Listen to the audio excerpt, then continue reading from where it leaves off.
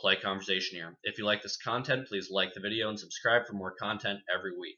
Today I will be deconstructing the 4 main attributes of God. This video will be mostly pointed towards Christianity, but it can be used against most monotheistic religions. First, omnipotence. This is used by a lot of people.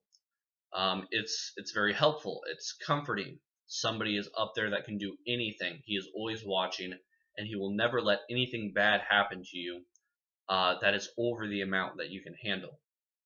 That's a great feeling, right? But then we run into the little riddle. Can God make a rock that he can't lift? There's an obvious contradiction there. Either way you answer, it's wrong. So I looked this question up, and I watched a video from a Christian perspective. And a guy said that God can do everything in the realm of non-contradiction. God creating a rock that he can't lift would be like God drawing a square circle. By the very nature of those things, they cannot be each other. So this made sense until I looked at Christian theology. In Christian theology, most people believe that Jesus is 100% God and 100% man. This is a contradiction in the same sense that the rock is. So you need to reconcile your belief and logic. Another thing, the Trinity, 3 in 1. 3 does not equal 1. If you believe that it's just 3 in one group, then you're actually a polytheist. And most Christians I know would be disgusted by the idea that Christianity is a polytheistic religion. So let's continue. There's omnipotence, omniscience. God knows everything. He knows everything that's going to happen. He knows everything that has happened. He knows all information. This is not evident reading through the Old Testament. Either you need to accept that the Old Testament was not inspired word, or you have to accept that God's view of creation does not reflect his omniscience. There are a number of false scientific ideas that come out of the Old Testament.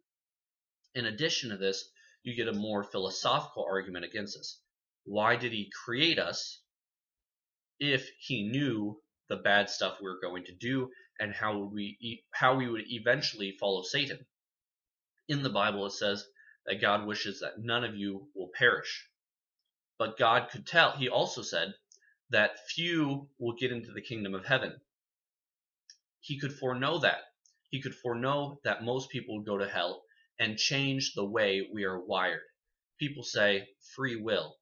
Free will is not an argument because God created the will originally.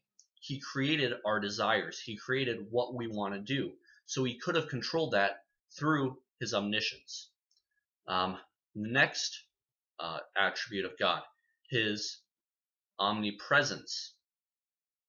This is where we run into a problem. You need to pick one or the other. Omnipresence and omnibenevolence. If God is everywhere, then why is there evil? God, according to Christians, is the absence of evil. So if God is everywhere, evil should be absent everywhere. This is a basic logical argument, and you need to reconcile it. Other ones cannot go together. There are a number of contradictions between this group of 4. So review this list, use these arguments in public discussion, and I'll see you guys next week.